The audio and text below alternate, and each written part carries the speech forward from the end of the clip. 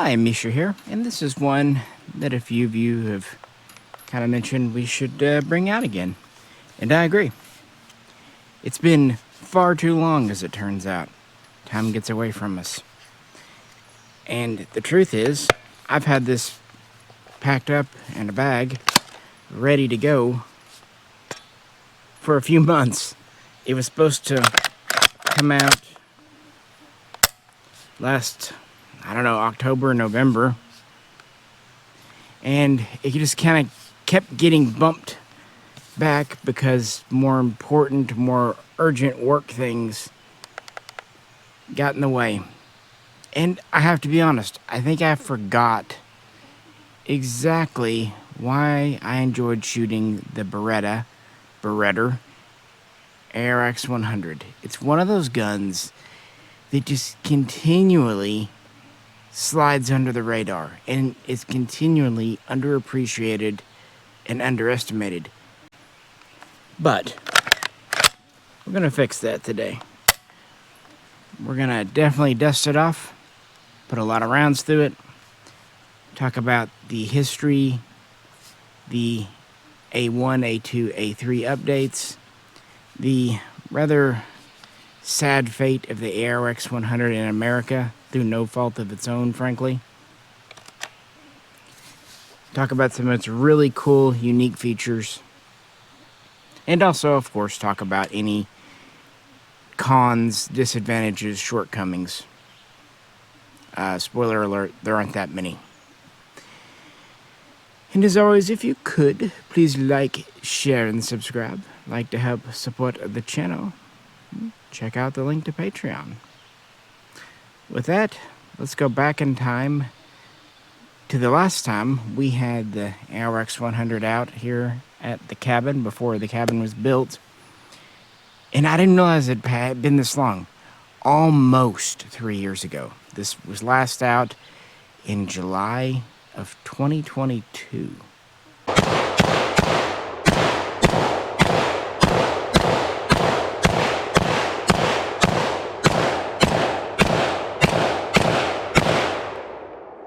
She held open. The reason I brought this out with J-Ro that time, we were trying out the new Interfere USA Beretta AR7090 build.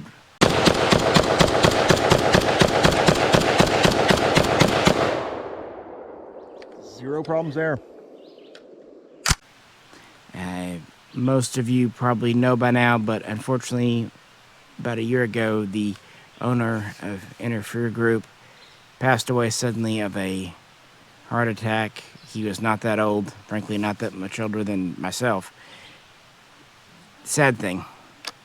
But that's why we had the ARX100 out as kind of a test and evaluation gun alongside the 7090 because they take the same mags. And this really started off closely related to the AR7090.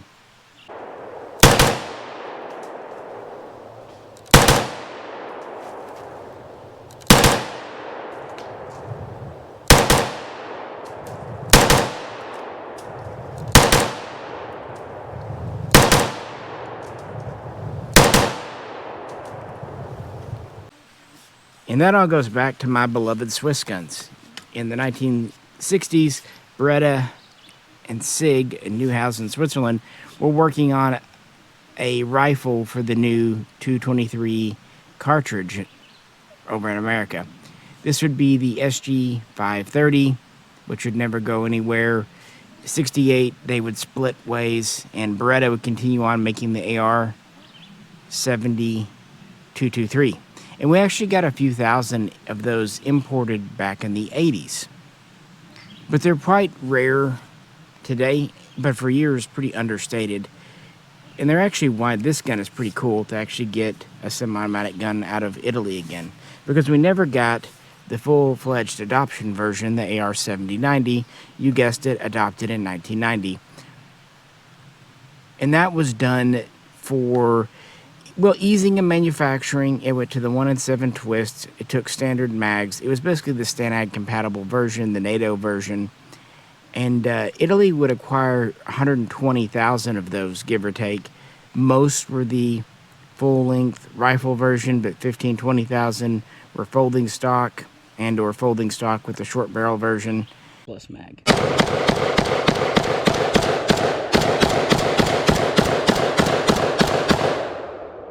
Really were ordered between 92 and 2008 was when the last batch of like 500 of the carbines were received. So they were relatively new in service. Why do we have the ARX? Well, this is a semi-automatic version of the ARX160. It all begins with the future soldier program of the very early 21st century in Italy.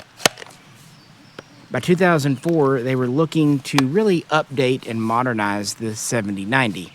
Even though it had not even been in service 2 decades, its roots did go back to the 1960s. It was pretty much all metal with just polymer furniture. Sure, I like the gun a lot, but, you know, we gotta be fair. And the first couple of generations of this were updated 7090s. They even had one that kind of had an HK-style cocking system, fixed stocks.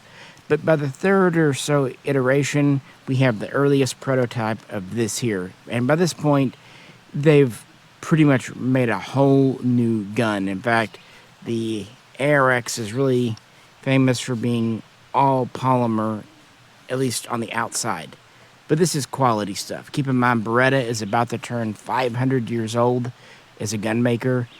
Continuous, still privately family owned. They know a thing or two.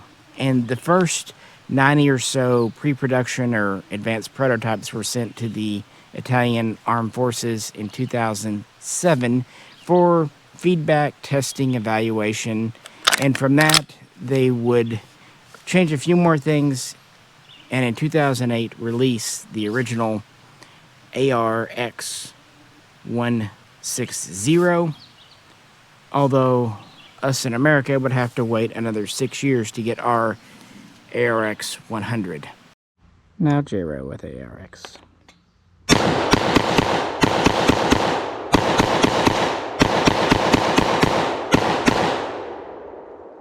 That's clean. I like that. That's super clean. It's real flat. Follow-up shots are easy. It would take me a longer video to kind of get into some of the aesthetics and ergonomics, but it's a comfortable shoot. I like it a lot. Going back to 2008, though, the Italian Army received their first 800. It's kind of field testing guns. These are early production models. They were officially adopted as the ARX160A1. And truth be told, while there were some major differences to this version here,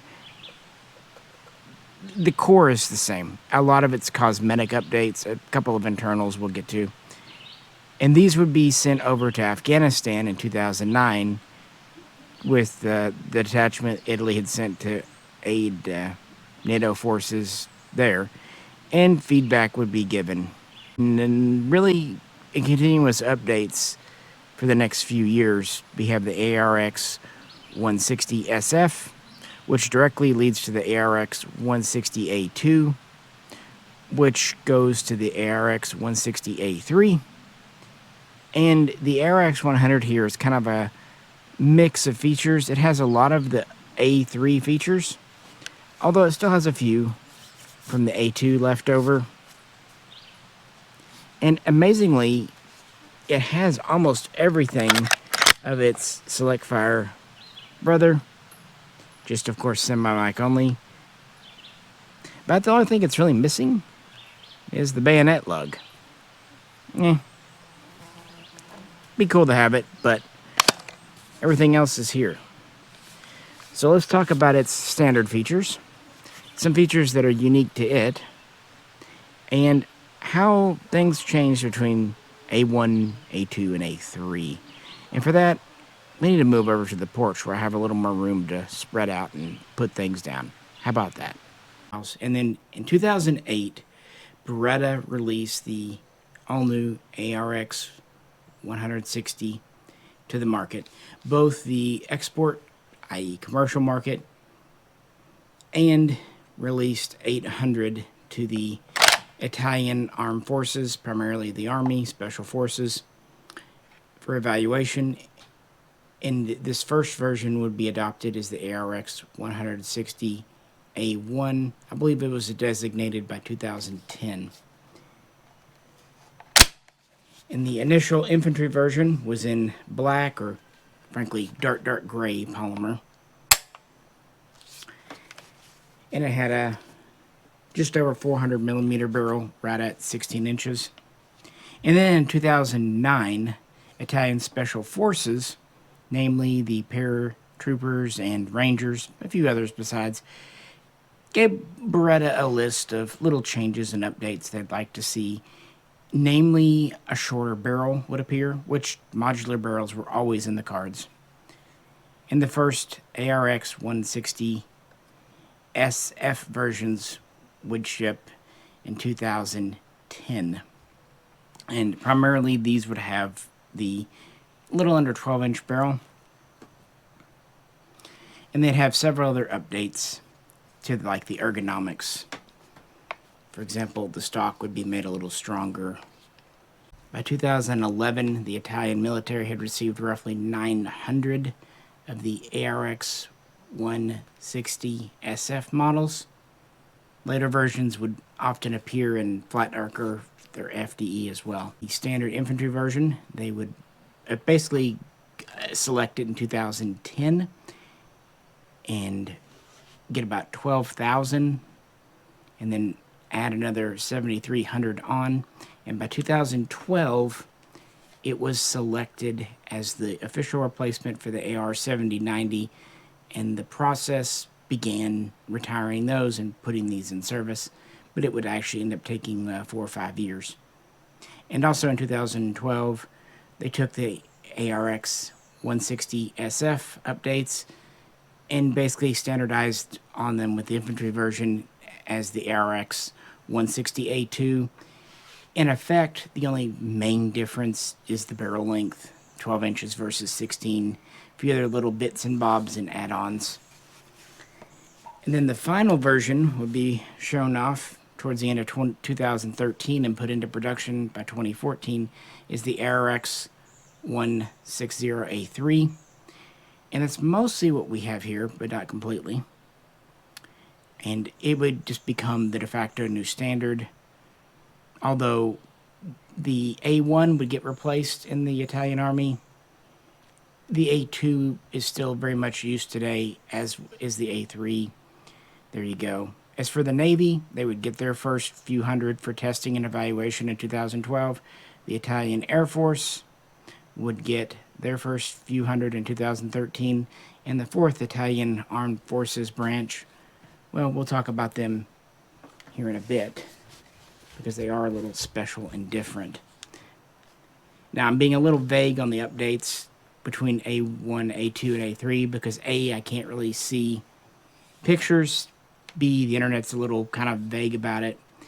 But still, when we go through the features of this gun, I'll point them out. Yes, I do like running my handle on the right side. I think since it's reciprocating, and even though this takes pretty much any standard AR mag, let's do the Beretta steel. Again, Phoenix, 62 grain, NATO spec stuff.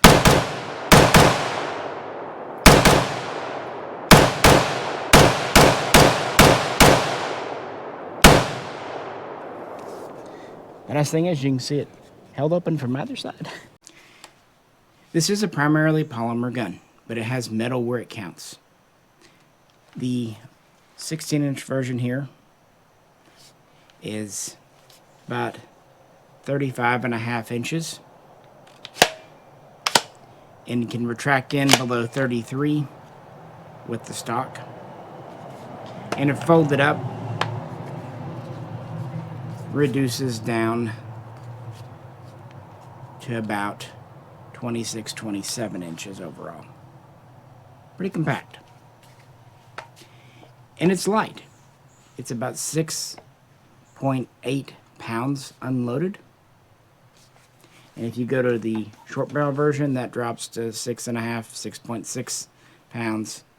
And it's well balanced. The center mass is about here, right in front of the chamber, which is where you want it to be.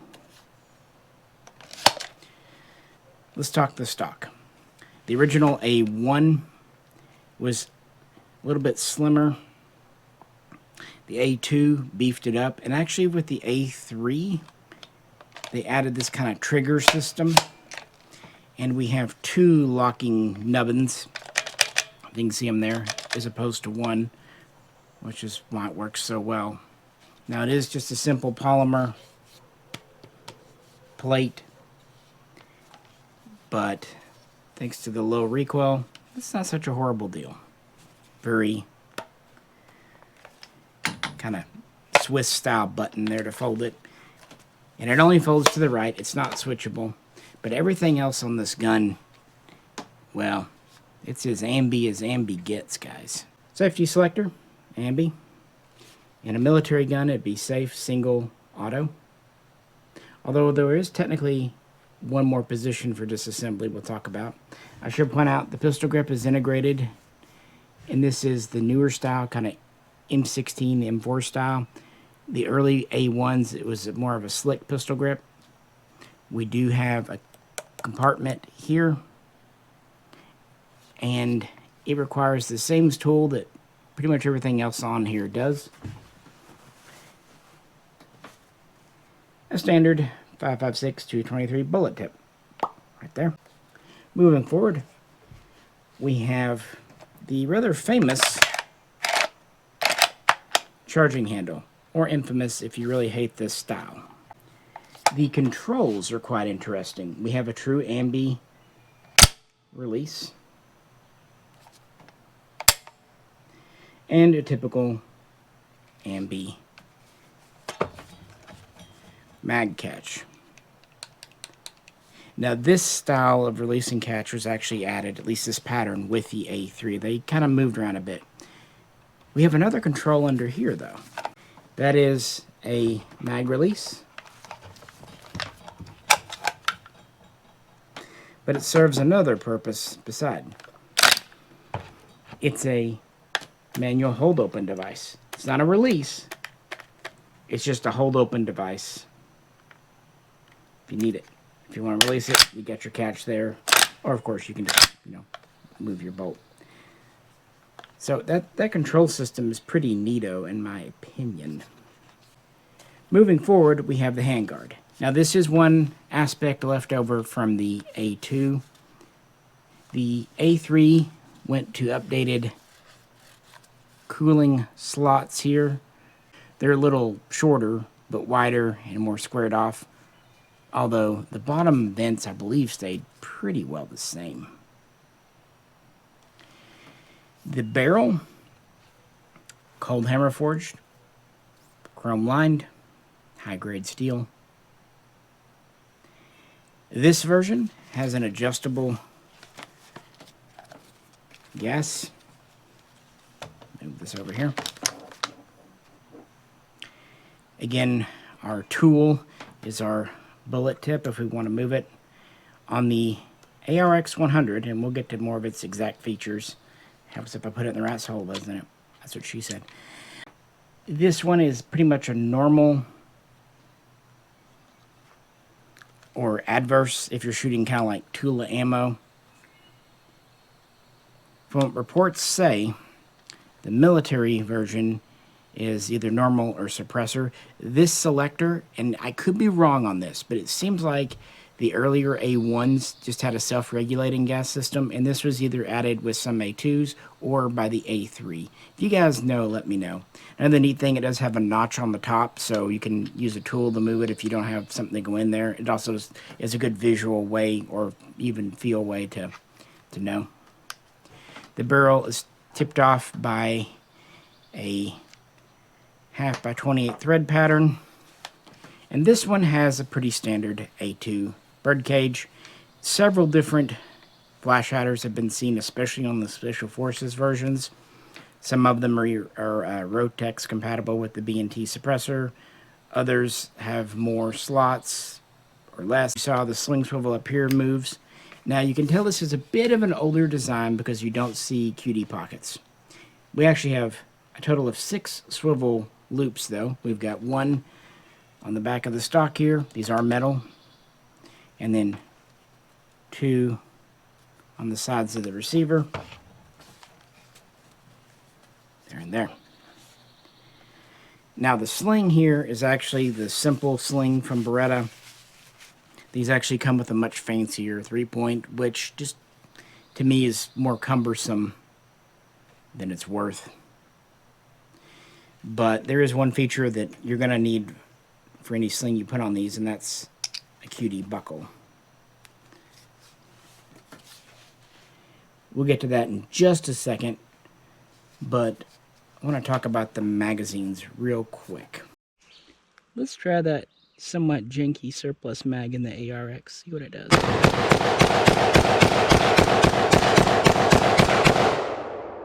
Oh, Mikey here likes anything. Yeah, likes it.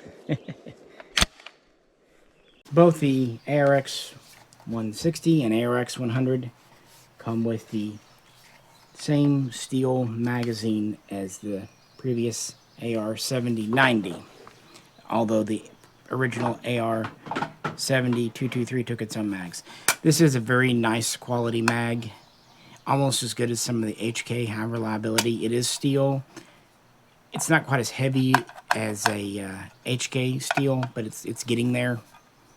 And since this is a European gun, it has a true Stanag magwell. And what that means is a lot of mags, polymer, will fit just fine. For example, here is a CZ. I'll put it in later. Lancers also seem to fit. Your Magpul Generation 2s work fine, but here's a with the hump there. These don't. And what happens is this impacts the front of the magwell. This is not a ARX problem. This is a mag problem. This area is not to NATO spec, Stanag spec.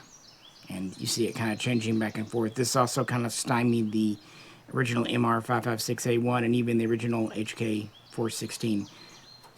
But it's actually Magpul who wasn't making the mags to spec. But I have found, honestly, metal mags, be they the Beretta steel or like US GI alloy, that's just kind of the way to go with this gun. The guns do ship with quote-unquote iron sights. Flip up. It's tool adjustable for windage and elevation. Your rear here is hand adjustable. I believe it has 4 settings from 100, 200, 400, 600 meters, and then back to 100. Very kind of HK profile picture. Actually, it really reminds me of the Spanish FR7, FR8 sights. Yeah, they're kind of blocky in polymer, but they do have one neat feature that we can use our universal ARX tool on, i.e. a bullet tip. They're actually QD.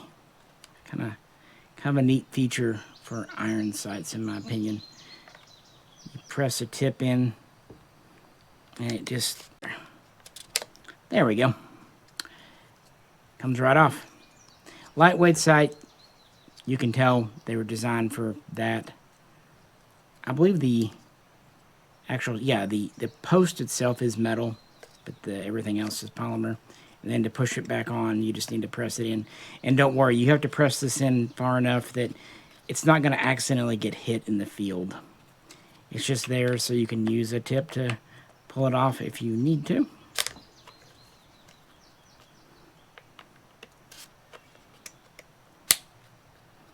And then put it back on. But our primary thing, of course, is our full-length rail. Again, metal. The number one optic used, of course you can put anything on, is the Aimpoint ACES, A-C-I-E-S. It's basically an Italian-made licensed clone copy of the Aimpoint Comp 2.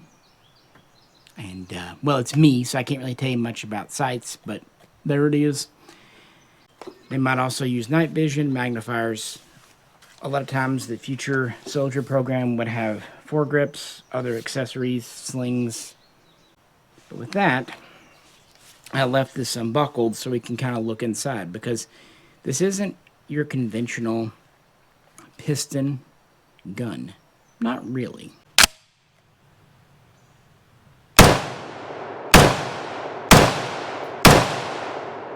For as light as this gun is, it doesn't look like it, I know. It looks bulky, but it's actually quite light. The recoil impulse is quite nice. Flip. It's very inline, like an AR. And you definitely know when you're on your last round, it just feels different. Yeah, seem to like that Phoenix. Just. Especially back in the day, but even now, a lot of companies advertise a quick change barrel system. They have nothing on the ARX. Simply disengage your bolt group by putting it in the neutral position there. Good for safety, good for everything. And then you have what looks like a big version of a Glock takedown here. Squeeze it on both sides. And before we focus on the barrel assembly itself, I want to just mention something. In here is a shroud. Kind of a heat shield. Early ones, I believe, were kind of a ceramic material. Later ones were more of an alloy material, but it goes all the way to the back. And that is part of the reason with the A3 having the bigger cooling slots, is to work with that. Yeah, with the barrel out, there you go. And of course, this would allow it to change calibers, barrel lengths, very easy. Here's our barrel, very high quality. Here's our barrel extension. It is probably dirty.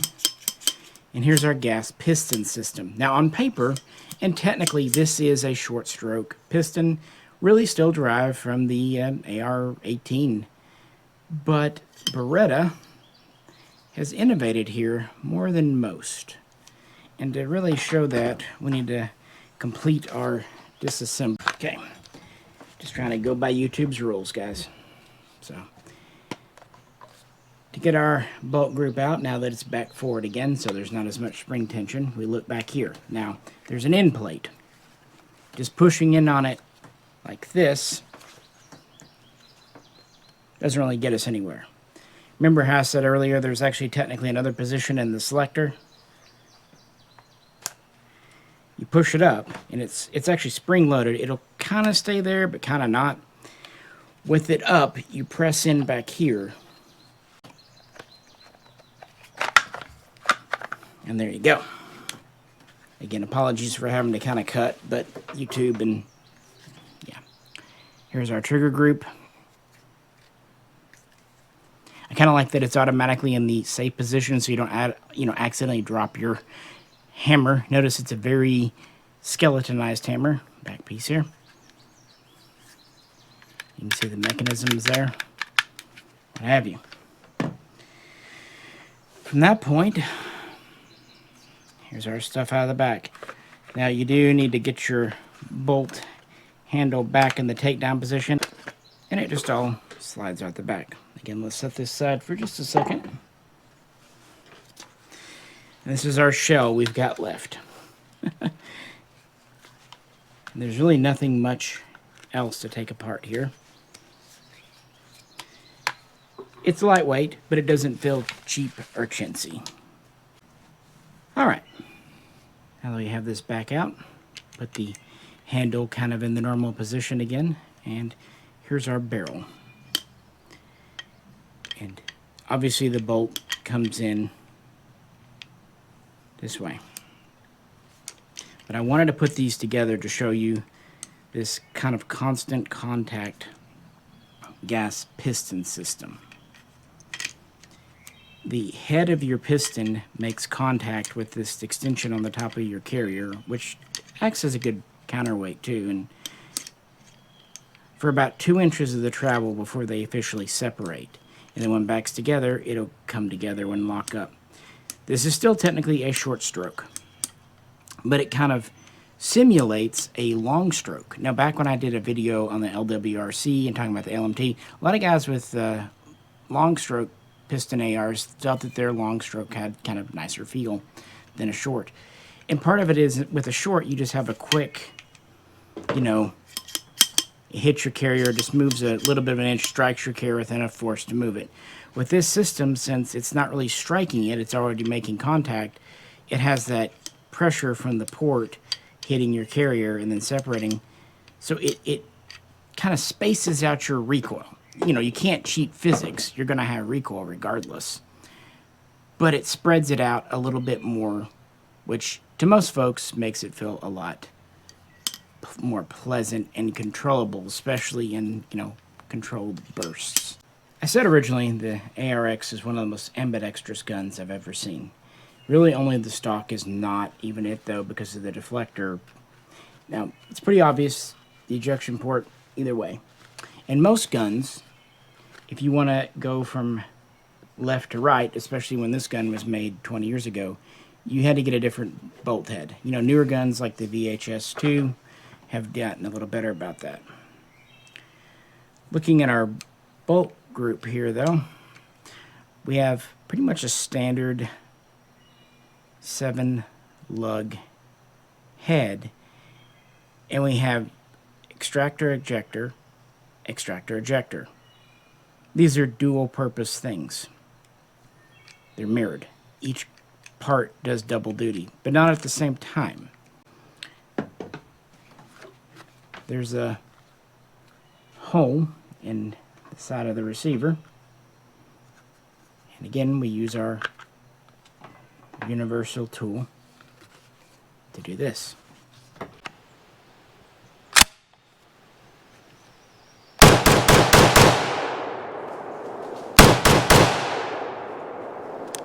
And you can very easily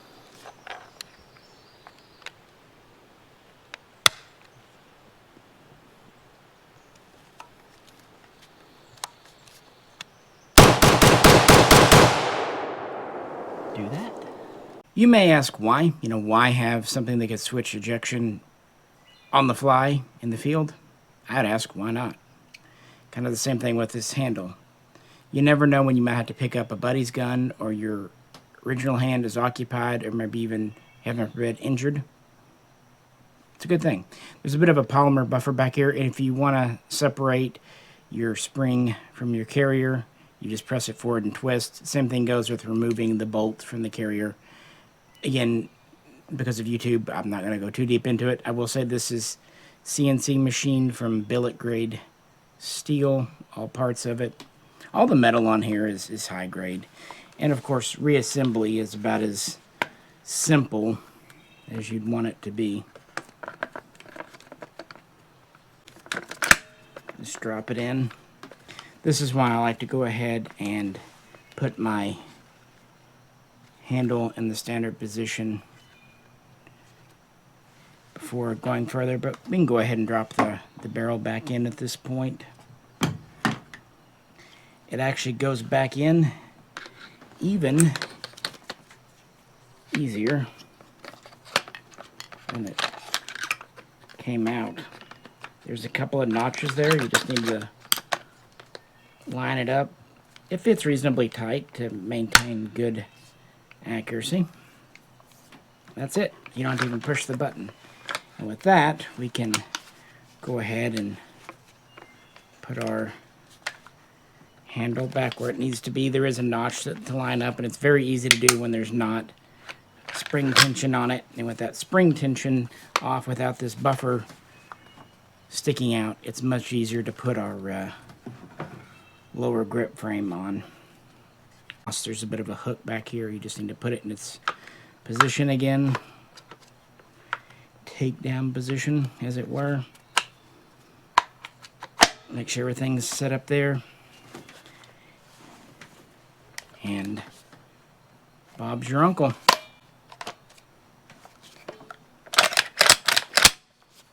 The gun is easy to take apart. Even easier to go back together.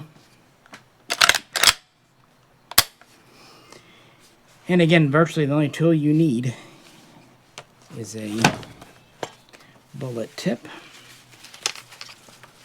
Now I can relatch my sling. That's why it's always good to have a quick detach sling on this, so you can easily separate it for cleaning, maintenance, or if you buy one of the SBR kits that Beretta made available.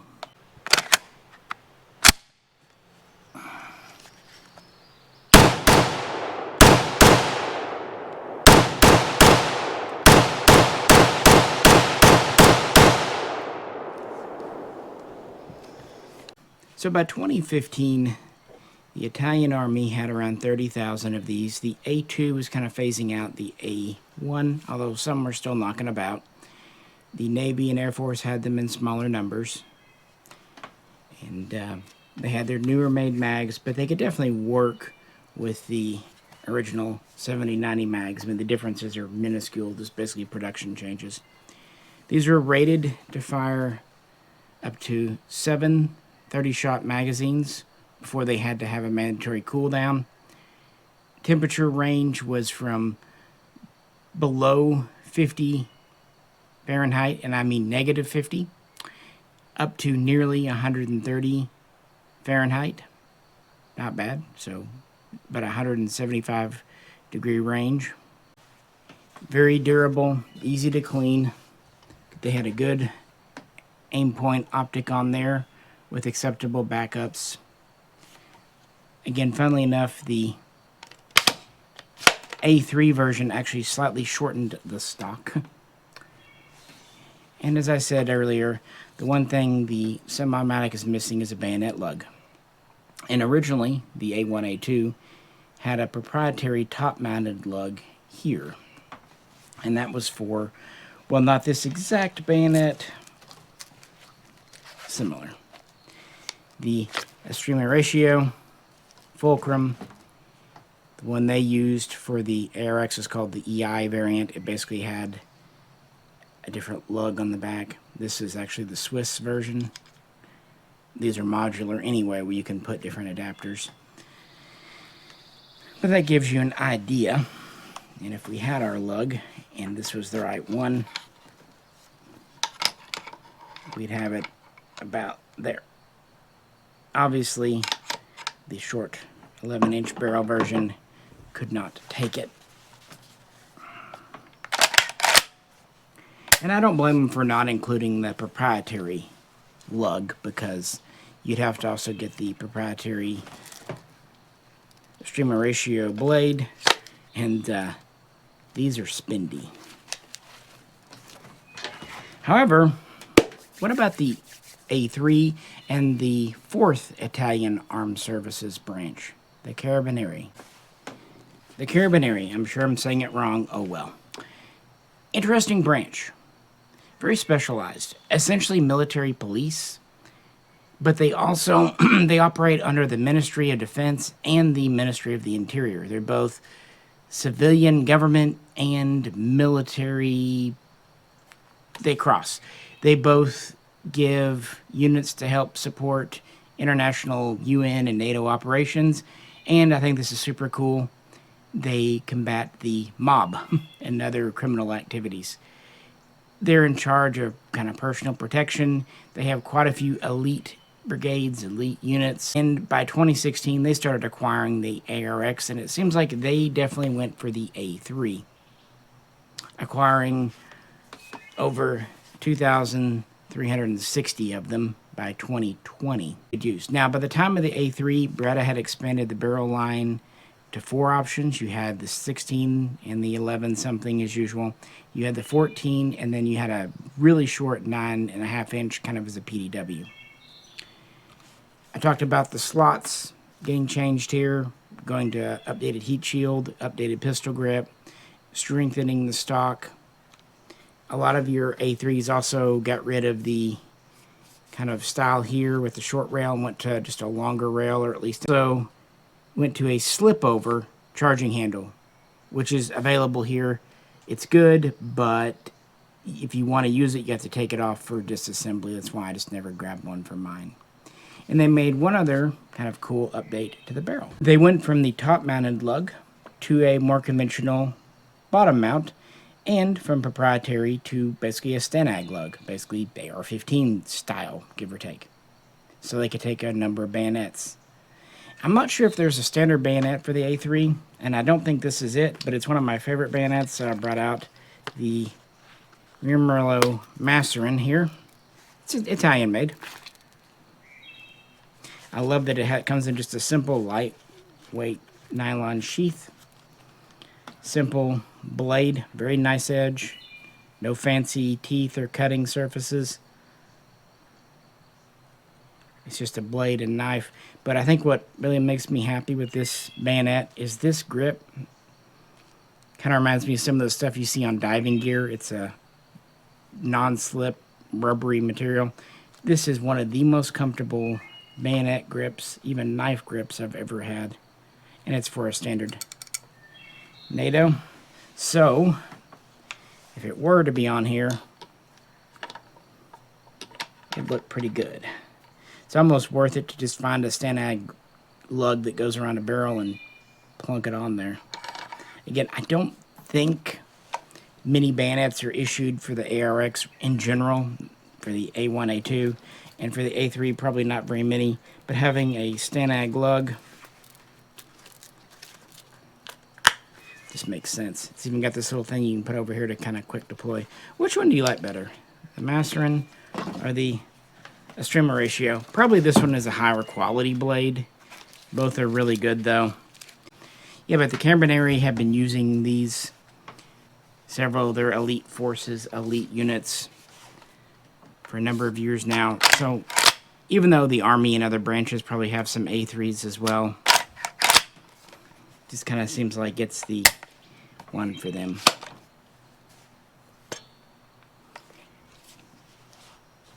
What about other users, though? As I said, in 2008, as the Army was getting these, Beretta put them on the international market, too. Were there any takers? I've been lavishing praise on this gun, and I think it's deserved. I really think it's an understated gun. And to those of us who own them,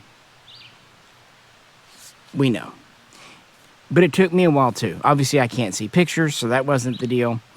But, you know, it had kind of a reputation. When it first came out, MSRP was pretty high. We had just moved, I don't know. But in 2014, the wife was going to be gone. Jay was visiting right before Christmas for a bit. And so I picked one of these up on probably a Black Friday sale or an early Christmas sale. Got it in, and immediately it changed both our minds. He ended up getting one too. And that's just handling it. Because it looks awkward. It looks a little weird. It feels strangely good. Very Italian of them. Then we took it out and tried shooting it and really enjoyed it. So what about them shortcomings? Well, a lot of them have straight up explanations. And yeah, I'm running it on the left side. I think right's better, but you know, easy enough to change.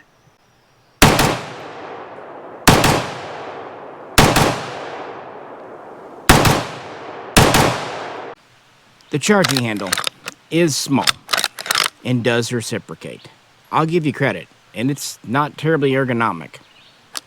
However, if you want the feature here of switching it around, get in here,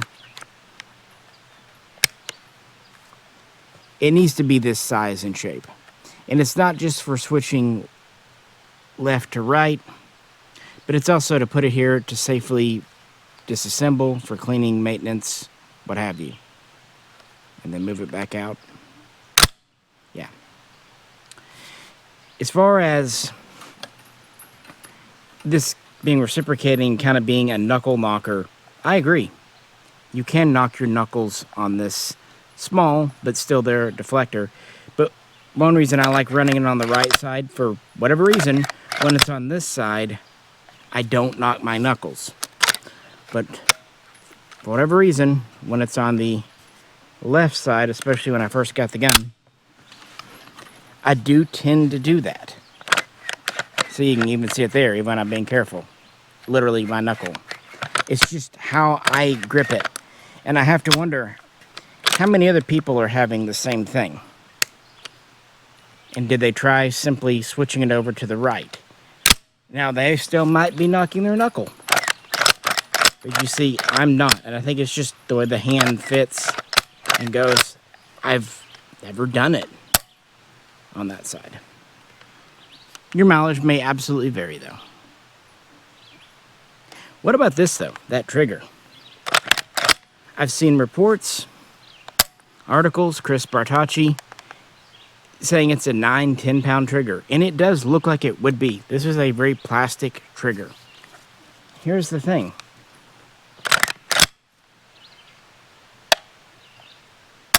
Mine's nice.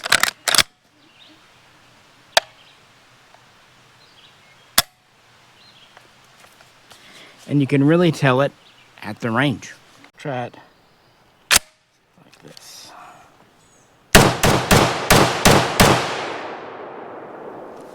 Let's talk about the stock, though. It's great that it folds to the right, it does latch to the receiver, and it does deploy quickly, and it does lock up well. But fully collapsed in, yeah, that's not really useful. And we have 4 positions.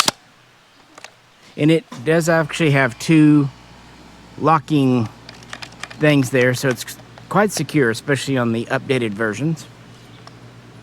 But it does have this convex piece, and fully extended, it's still not very long. Complete credit. And pushing it in, even there, I'm not sure the point. To me, this should be medium, and there should be one further out. That said, the original A1 had a somewhat longer stock, and Special Forces, mountain troops, paratroopers seemingly requested a shorter one. But I will give complete credit there. Good thing is you can fold it up without obscuring your port, but it is short. That said, though, you can always do a slip over butt plate if you like. And stock fully collapsed in there.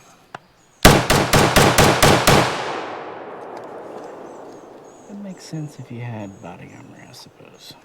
The pistol grip, though. This is the updated version. It does have a storage compartment. I find it perfectly comfortable, but it is part of your lower frame, lower housing.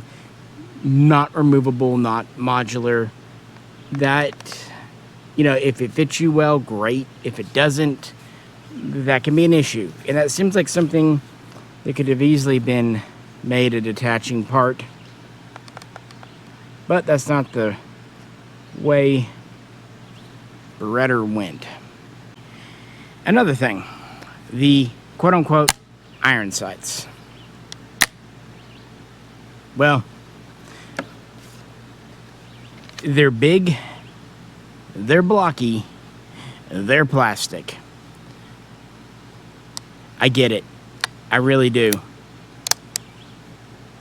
For some reason, you can do that with the front one, but if you push this over, the rear doesn't lock. And I've had a few of these, and none of them do. Anyway, we've already looked at the QD feature. It's great that this one is hand adjustable from 100 to 600 meters, diopter style. And it's great that this one is tool adjustable for elevation and windage. And they even give you the tool with the gun. Great. But man, they are big. They are blocky. This is already a 9-inch tall gun. And these sides make it even taller. So on the one hand, I can't criticize any company for giving you iron sights these days because a lot of them don't. On the other hand, I get it if these are ugly to people. They're kind of ugly to me. That said, they're oddly usable, but very clearly meant to be backup sights. Again, the aim point, the Italian version of, is the standard optic. Good news is this top rail, it's all metal. The earliest versions lacked this pin in the back, they were fine. They still held 0, but some people didn't like some flex there, so they added a little bit of a reinforcement. You have, I think, enough real estate on the side. Some might disagree, but I mean, yeah. Now, yes, our bottom rail here, it's pretty puny. It's pretty short. But there's kind of a good and cool reason for it. Not practically speaking, but talking in terms of just, you know, replicating the military look.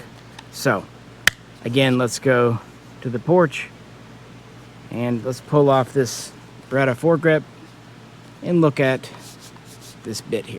This is a Beretta brand foregrip. I don't know if it's ever a military thing or just a commercial thing, but it actually did come from them.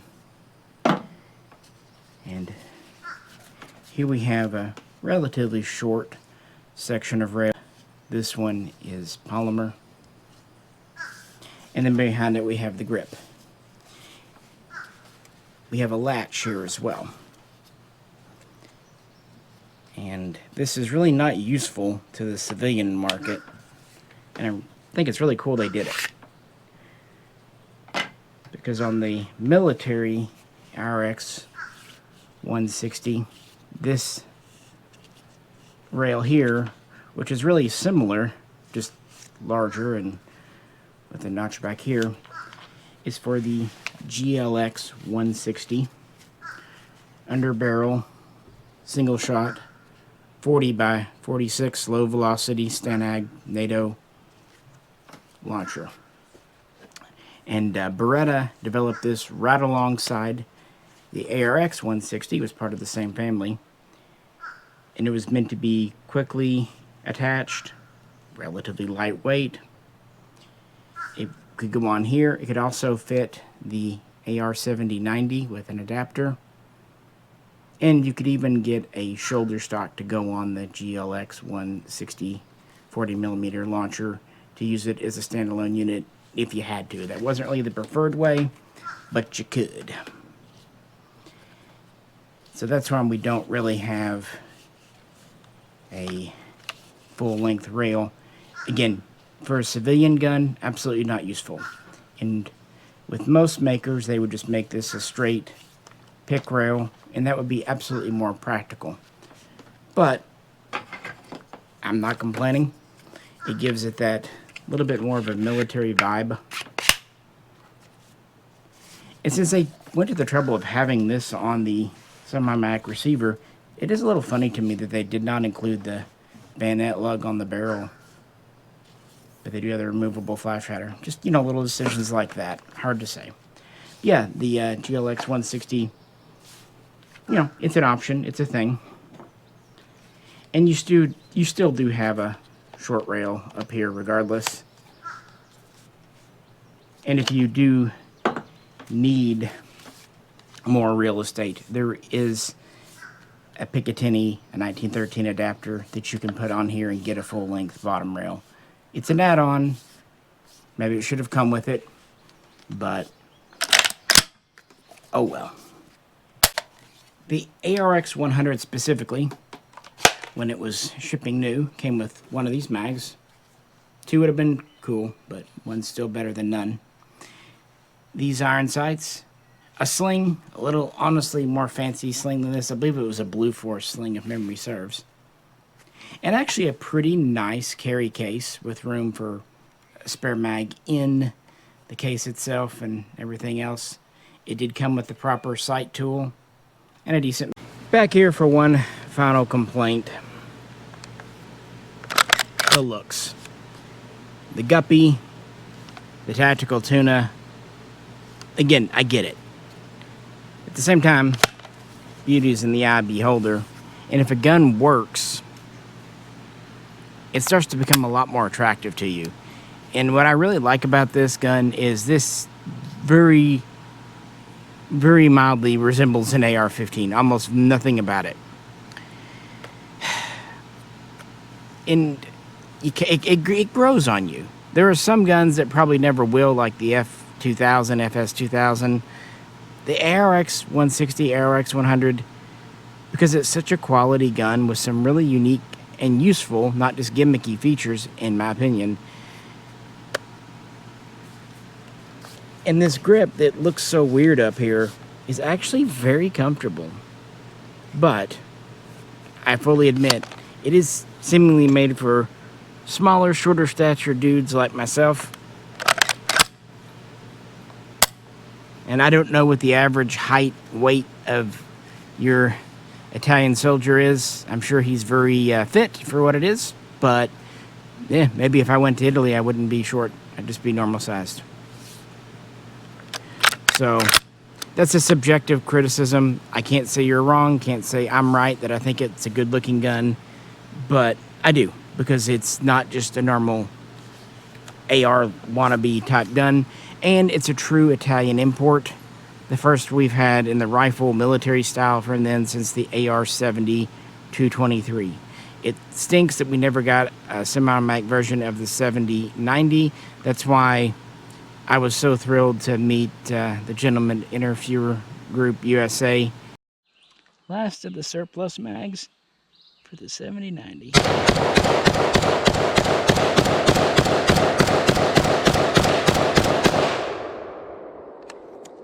That looked good. Yeah.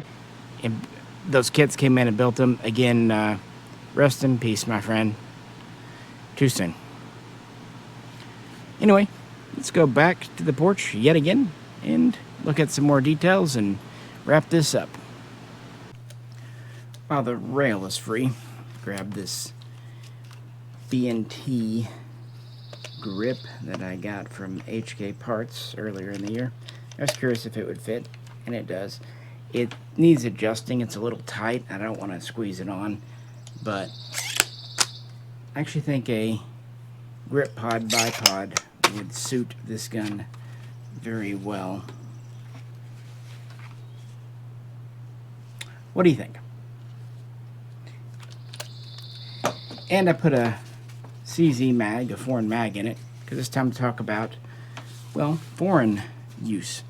Yeah, this is Italy's standard gun, be it the original A1, maybe a few of those still knocking about. Certainly the A2 is in widespread infantry use, and the A3 is with the Carabineari and some others.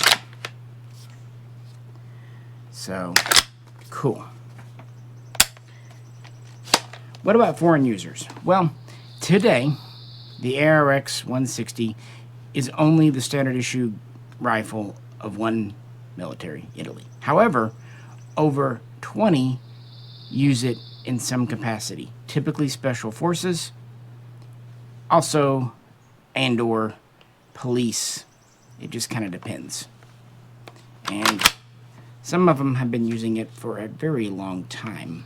For example, Albania was the first official foreign customer in 2010 when they picked up 100 for their special forces. In 2011, Turkmenistan made a reasonably large order of over 1,600 for its special forces. And Kazakhstan and Egypt would eventually acquire some for their special forces. The Egyptian Navy and paratroopers got some. And these are interesting because they're actually chambered for 7.62 by 39. Yeah, from the beginning, Beretta has kind of had the idea to make this caliber convertible, essentially taking AK mags and barrel, but not all that many users, so that's cool. Mexico purchased over 5,600 for their federal police drug enforcement, and that really seems to be the trend. Like Nigeria picked up some for their police prison forces. Poland picked up some for their special forces. Some have actually appeared in Russian hands. And with events in Ukraine right now, it wouldn't shock me at all to see some ARX160s in Ukrainian hands either. They definitely have some of the older Beretta AR-70-90s. And this gun has had a lot of near misses. Probably early on, around 2012, it was entered into the American IC individual carbine trials program. We talk about that all on the channel because it's really important. And it did make it to the second phase, but the whole program was canceled. It wasn't probably going to win anyway, but, you know, it made it there and made it past the initial boop. In 2014, India was really looking at it seriously to replace the INSAs, a gun that I think we can all agree definitely does need replacing. But in June of the following year, they pulled out. It looked like it might happen, but they didn't. Fun fact, Pakistan actually picked up some for their special forces, though. At the same time, this was in the French trials to replace the FAMAS, and it made it down to one of the 5 final finalists. But then, of course, as we know, the HK416 would end up winning. By that time, though, 2016, there was some news out of Argentina. In fact, that December, it was announced that Argentina was not only going to adopt the ARX160 to replace the FAL. They'd tried replacing it many times in the past and it just never stuck. They were even going to adopt Beretta's PX4 Storm pistol, 9mm, to replace aging high powers and some Glocks. And they were going to start licensed production at the Rosario facility, FMAP. The plan was to make about 80,000, or at least up to 80,000 ARXs, and several tens, maybe even up to 100,000 PX4s. And that seems to be it. There hasn't been any news, one way or the other. Not like it was canceled, but not like something's going on either. It's a little odd. On the other hand, this happens frequently enough in the gun world. More recently, Romania, back in 2023, announced they were going to go with the ARX160 A3. By this point, everyone's pretty much doing the A3. And they were going to replace the PA-86, the 545 Kalashnikov domestically designed there. Finally, something they've been trying to do for literally 20 years.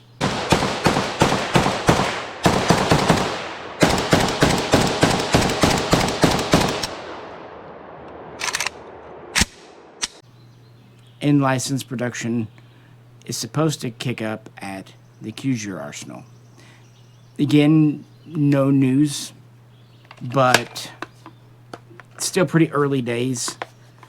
And if that does go through, Romania will join Italy, making this their standard issue. Seems like the ARX100 is mostly A3, best I can tell. The stock is A3 style grip. The sights, maybe, let me know. The adjustable gas on the barrel seems to be A3. No bayonet lugs, so really can't tell. A2 or A3 style. The big kind of old-fashioned feature are these old vent slots.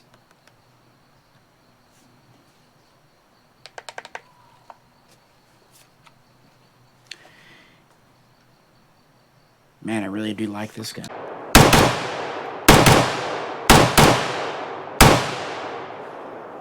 And, as always, reliable and held open. So while I'm not going to say this has been a super runaway success for Beretta, it's absolutely not a failure. On the contrary, Italy has for themselves a perfectly good modern gun in the ARX160A3, or as Beretta just usually refers to it today, the ARX160. I know there is talk about its eventual replacement with the ARP, but that's just announced and who knows. This gun has proven itself in Afghanistan and other places and really seems to handle the environment well. Deserts and whatnot. Like we said, we could go to nearly 60 below Fahrenheit and up to 130 above Fahrenheit. Not bad for a polymer gun. And they learn lessons for things like the G36 with the heat shield shroud of the barrel. And being quick change has to help too. I mean, worst case, swap it out. And it has served them well. And the ARX100, I'm super thankful that Beretta brought these over. And if you speak to owners, they generally really like them. Now, one problem I have seen is people pick up the ARX160 22 and think that the polymers and everything in that are the same as here. No. This gun feels a lot more solid, a lot more durable than the 22. Now, I'm not dogging on the 22. It doesn't need to be as solid as a 5.56 gun. It needs to shoot 22 LR. So, to keep its price point down, they're going to use basically just plastic where they can. This needs to use actual military grade polymer reinforced with steel and alloy where applicable. So I just wanted to throw that out there because I've seen some people say, oh, they feel flimsy. And then I get to talking with them, and it turns out they were handling the 22 version at a gun shop. For example, this stock, even though I've had this gun for years, the lockup is very solid in both positions. Bolt throw is still nice and smooth.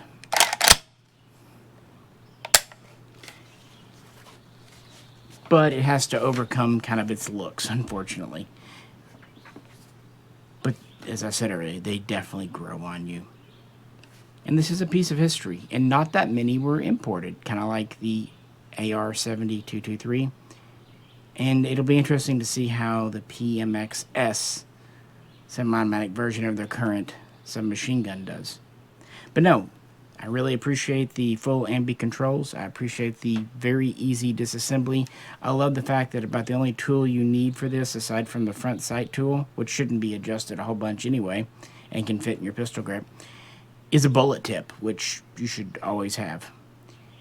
I like that Beretta ships these with a sling, a high-quality mag, and a perfectly good case, not to mention the sight adjustment tool. Would more mags be better?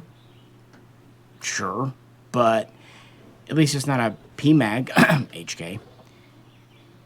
And I love that they did the rail under here, even if it's not practical. I like that they gave you the sights, even if they're a little chunky. I like that we did get the adjustable gas system, even if we didn't get the one maybe with the suppressor setting.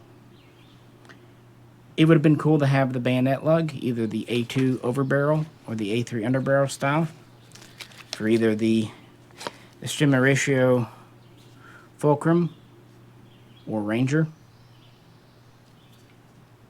That would have been pretty cool.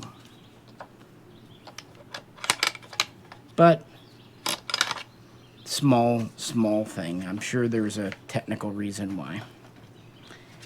No, as I said earlier, have been meaning to bring this out for a long time, and it just kind of kept getting bumped. And in that time, since it's been so long, I forgot just how enjoyable these are to shoot. And unique. And it's nice to see that the world's oldest gun maker isn't just carbon copying an AR-15 HK. And they're still kind of doing their own thing and doing it right. At the same time, we see with the A1, A2, A3 updates that they're still willing to innovate. Plus the ARX100. And the fact that they offer this in different calibers. It's neat. It's understated, but still neat. Still lightweight. But you don't really hear about the overheating issues with the ARX160 like you did the G36, for whatever that's worth. Speaking of overheating, yeah, it's getting warm today. This is probably the first day I've actually felt warm out here. It's getting sticky. So with that, I think I'll go in. The dishwasher might be done now. Appreciate you hanging out today. Talking about a gun that's honestly near and dear to my heart, and Jay's too, for that matter. He still has his. And one that we've enjoyed for over a decade now. So I encourage you, if you have not put hands on the real ARX100 and 5.56, 223, if you can, do so. You might be pleasantly surprised.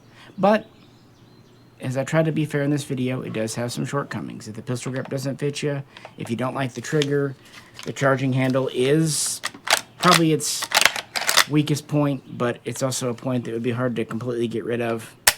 On the other hand, you can get the A3 style slip over from Beretta USA, and it does help a lot too. With that, if you could, please check out some of our older Beretta videos. And please do comment with your opinion. Please like, share, and subscribe. And if you'd really like to help support us as we drag into the summer of 2025, well, check out the link to Patreon. With that,